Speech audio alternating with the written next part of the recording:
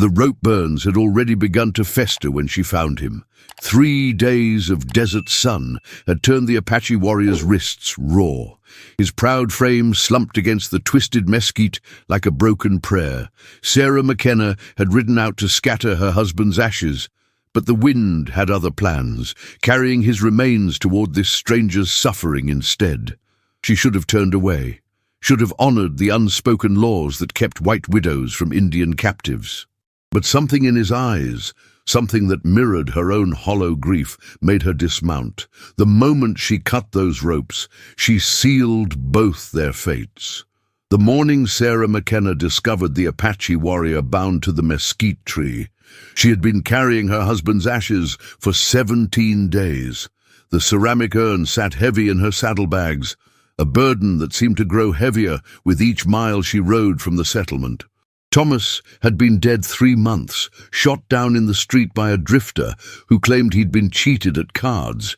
But Sarah couldn't bring herself to scatter his remains until she found the right place, somewhere that felt like forgiveness rather than abandonment.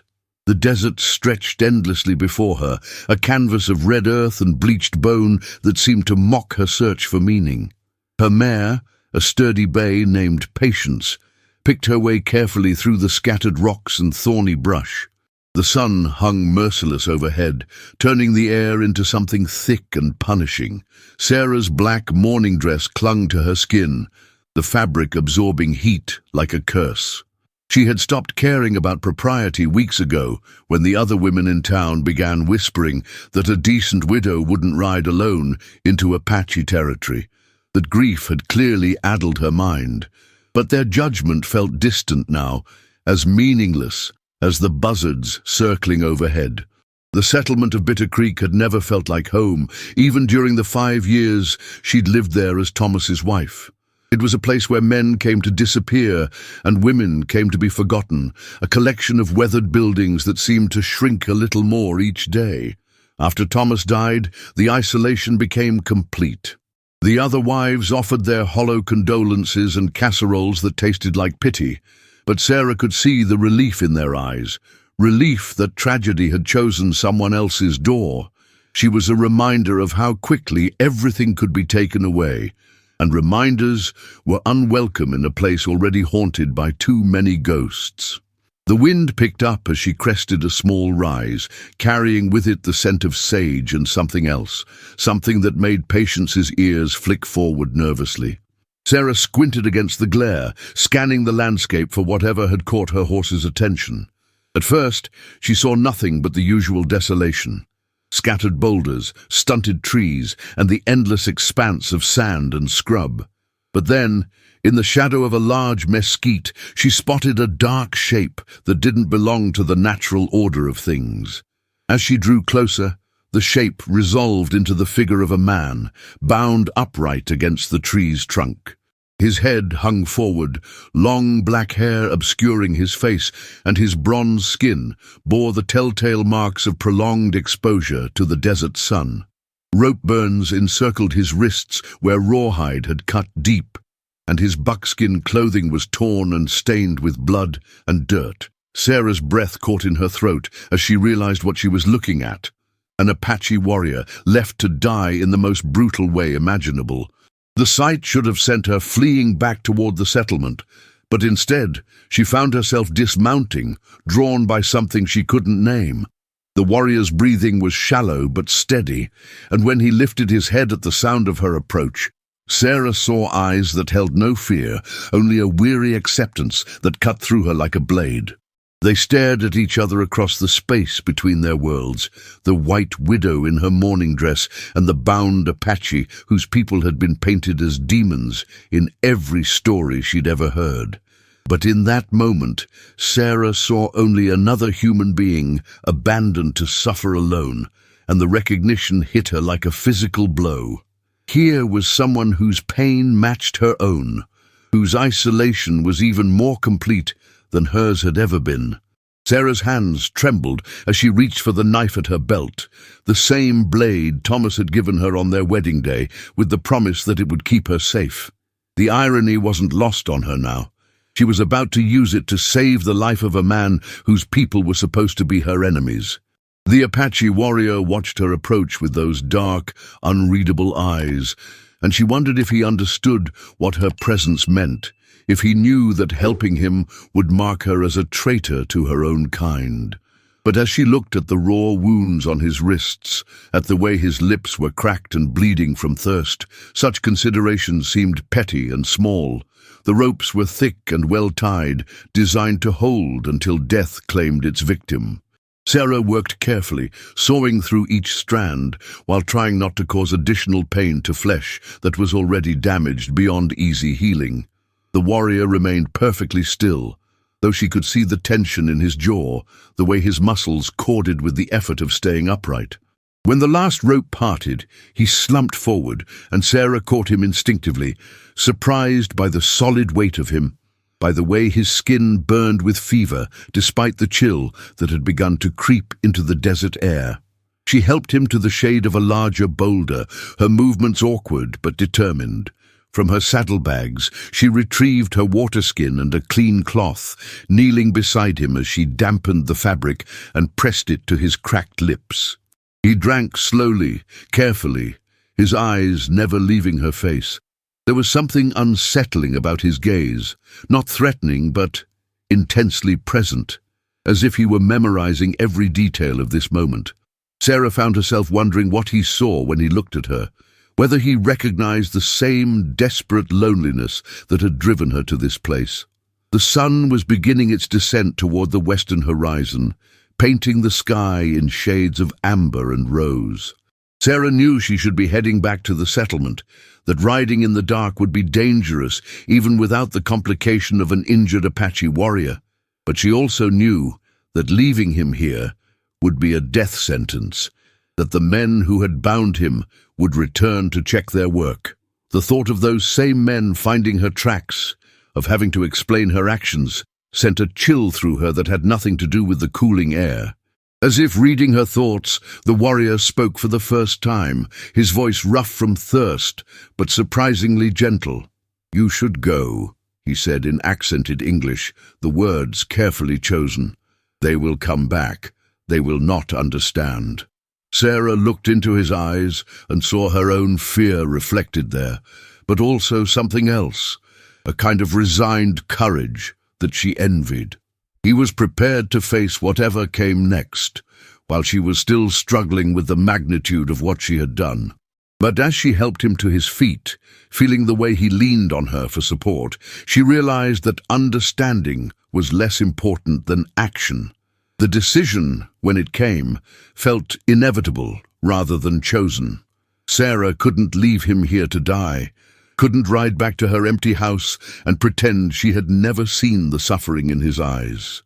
Whatever consequences awaited her, whatever price she would have to pay for this moment of compassion, it seemed small compared to the weight of abandoning another human being to cruelty. As she helped the Apache warrior toward her horse, she felt something shift inside her chest, the first stirring of purpose she had experienced since Thomas's death. Fragile as a newborn flame, but undeniably real. The Apache warrior's name was Nalnish, which meant he works, and as consciousness returned to his battered body in the shade of Margaret's modest cabin, he spoke it with the dignity of a man who had never begged for mercy. Margaret knelt beside the makeshift bed she had fashioned from horse blankets and grain sacks, her calloused hands steady as she cleaned the rope burns that circled his wrists like brands of shame. The silence between them stretched like the desert itself, vast, unforgiving, yet somehow sacred in its honesty. She had seen enough wounded men to know that healing required more than salve and bandages. It demanded the kind of trust that could only be earned through actions, not words. When she offered him water from her own cup, their eyes met for the first time, and she saw in his dark gaze the same hollow recognition of loss that had haunted her own reflection for months. He drank slowly, deliberately, as if each drop were a small act of defiance against those who had left him to die. The sound of approaching horses reached them before dawn, a rhythmic thunder that seemed to shake the very foundations of the earth beneath Margaret's cabin. She moved to the window with the fluid grace of someone who had learned to read danger in the shifting of shadows, her hand instinctively finding the worn grip of Thomas's Colt revolver. Through the dusty glass, she counted 6 riders silhouetted against the pale morning sky, their faces hidden beneath the brims of hats that cast shadows like death masks. At their head rode Sheriff Coleman, a man whose reputation for cruelty had spread across 3 counties like a plague, his badge gleaming with the cold authority of those who mistake power for righteousness. Margaret's heart hammered against her ribs as she realized the terrible mathematics of her situation. 6 armed men against 1 wounded Apache and a widow whose only crime had been choosing mercy over indifference. Behind her, Nalnish struggled to sit upright, his warrior's pride refusing to let him face his enemies from a position of weakness, even as his body trembled with the effort of defying gravity itself. "Margaret Holloway," Sheriff Coleman's voice cut through the morning air like a blade drawn across stone, each syllable weighted with the kind of authority that brooked no argument. "We know you're harboring a dangerous savage who escaped lawful custody. Send him out, and there'll be no trouble for you." Boudiz, the lie hung in the air between them, as transparent as desert heat shimmer, for Margaret had seen enough of Coleman's brand of justice to know that trouble followed him like buzzards follow carrion. She pressed her back against the rough-hewn logs of her cabin wall, feeling the splinters catch at the fabric of her dress, and wondered when her life had become a series of impossible choices between survival and conscience. The weight of Thomas's gun in her hand felt both foreign and familiar, like a prayer spoken in a language she had forgotten, but somehow still understood. Through the thin walls, she could hear Nalnish's labored breathing, each exhale a reminder that her decision would determine not just her own fate, but the life of a man who had already suffered more than any human soul should bear. The memory of Thomas's death crashed over her like a flash flood in a dry riverbed, sudden and devastating in its completeness. He had been gunned down in the street outside the general store by 3 men who claimed he had cheated them at cards, though everyone in town knew the real crime had been his refusal to sell their land to the railroad company that promised to bring prosperity to their dying settlement. She remembered the way his blood had mixed with the dust of the main street, creating a dark mud that seemed to swallow the light itself, and how the sheriff had ruled it a fair fight despite the fact that Thomas had never even drawn his weapon. The injustice of it had burned in her chest like swallowed fire, consuming her from the inside until she felt hollow as a dried gourd, rattling with the bitter seeds of rage and grief. Now, standing in her doorway, with another man's life hanging in the balance, she understood that this moment was not about Nalnish at all. It was about the choice between becoming the kind of person who could live with herself or the kind who could not. "I don't know what you're talking about, Sheriff," Margaret called out, her voice carrying across the yard with a steadiness that surprised even her. "There's nobody here but me and my grief." The words tasted like ashes in her mouth, but she forced them out anyway, knowing that each second of delay might buy Nalnish the strength he would need for whatever came next. Behind her, she heard the soft whisper of movement as the Apache warrior positioned himself near the back window, his warrior's instincts overriding the weakness of his battered body. The morning sun climbed higher, casting long shadows that seemed to point like accusing fingers toward the inevitable confrontation that would determine whether mercy was a luxury she could afford or a principle worth dying for. Margaret closed her eyes for a moment and felt Thomas's presence like a warm hand on her shoulder, reminding her that some battles were worth fighting not because you could win them, but because losing them with honor was better than winning them with shame. Coleman's laughter rang out across the desert morning, harsh and brittle as the cry of a carrion bird circling overhead. "Search the place, boys," he commanded, his voice carrying the casual cruelty of a man who had never known consequences for his actions, and Margaret knew that the time for words had passed like water through cupped hands. The first shot shattered Margaret's front window, sending crystalline fragments across the cabin floor like fallen stars that caught the morning light and threw it back in 1,000 directions. She dropped to her knees behind the overturned table that had once held Thomas's evening meals, her heart pounding with the primal rhythm of a creature caught between predator and prey. The Colt felt heavy in her trembling hands, its metal surface warmed by her palm and slick with the sweat of fear that she refused to acknowledge, even to herself. Through the broken window, she could see Coleman's men spreading out in a practiced formation, their movements coordinated with the deadly efficiency of wolves closing in on wounded prey. The irony was not lost on her that she had become the very thing she had tried to save, a hunted creature fighting for survival in a world that had forgotten the meaning of mercy. Behind her, Nalnish moved with surprising grace despite his injuries, positioning himself at the rear window with the fluid silence of a man who had learned to hunt and be hunted in equal measure. "You're making this harder than it needs to be, Margaret," Coleman shouted from behind the cover of her own water trough, his voice carrying the false reasonableness of a man who believed his own lies. "That savage killed 3 good men before we caught him. You're harboring a murderer." The accusation hung in the air like smoke from a distant fire, and Margaret felt something cold and sharp twist in her stomach as she realized that the truth had become irrelevant in the face of Coleman's need for vengeance. She had heard the stories whispered in the general store and the church social, how Nalnish's village had been burned, his family slaughtered, his people driven from lands they had called home for generations beyond counting.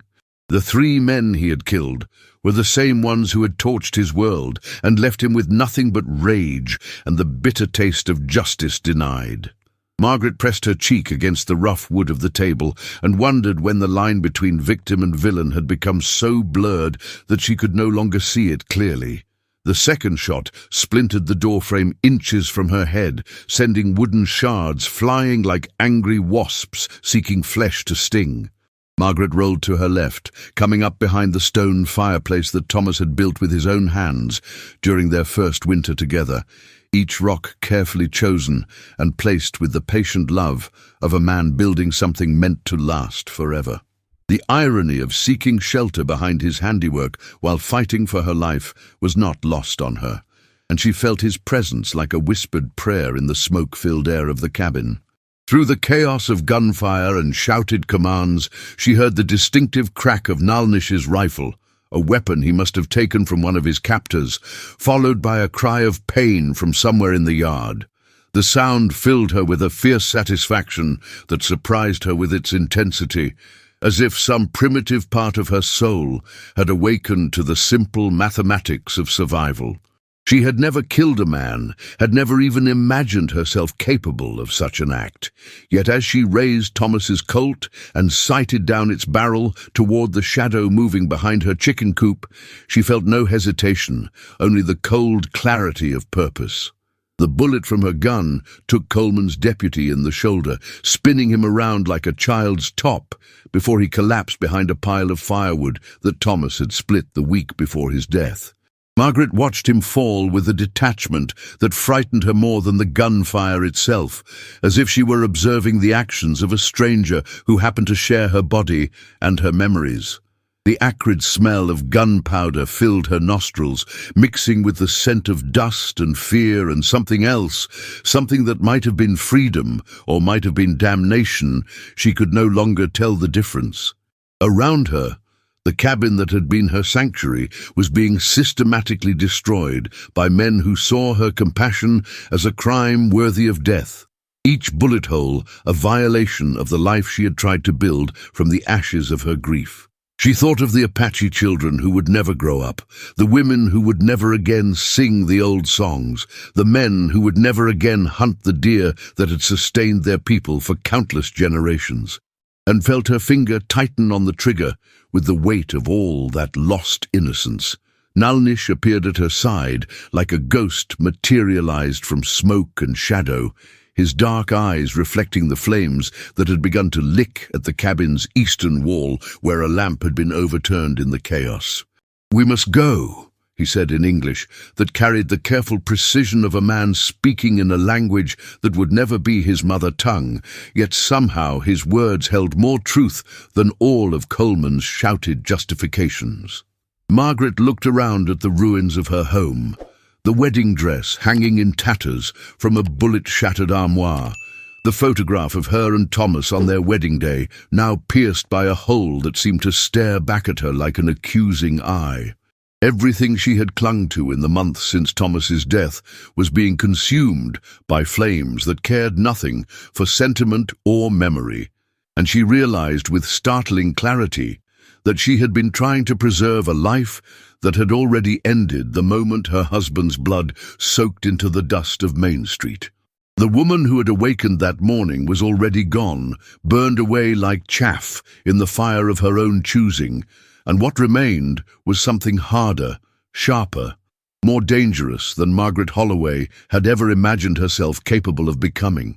"The horses," she whispered, her voice barely audible above the crackling of flames and the distant shouts of Coleman's men regrouping for another assault. Nalnish nodded once, a gesture that somehow conveyed both understanding and respect, as if he recognized in her the same transformation that had turned him from peaceful farmer to hunted warrior. And together they moved toward the back door, like two souls bound by the terrible mathematics of survival.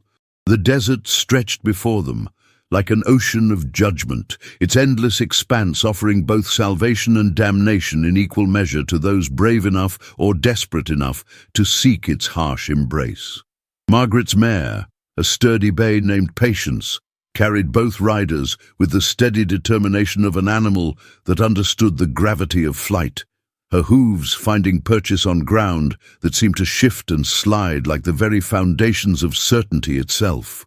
Behind them, the smoke from Margaret's burning cabin rose into the pale morning sky like a funeral pyre for the life she had abandoned, while ahead lay nothing but the pitiless beauty of a landscape that had witnessed 1,000 such flights, and would witness 1,000 more.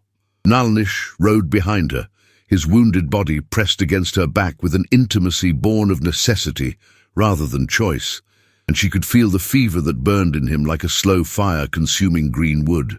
The irony was not lost on her that she had saved his life, only to lead him into a wasteland that might claim them both before the sun reached its zenith.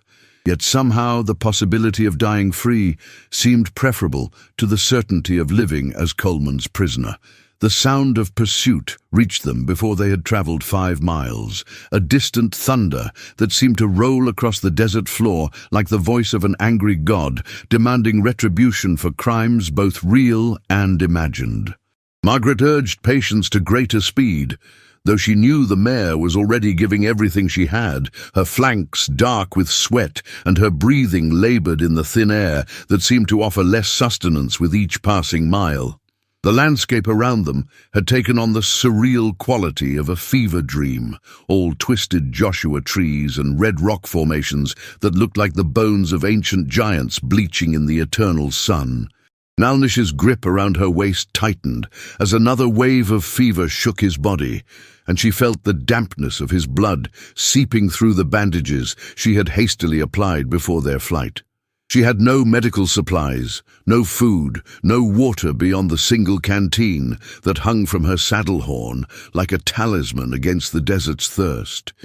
Yet she pressed on with the stubborn determination of a woman who had already lost everything that mattered and therefore had nothing left to fear.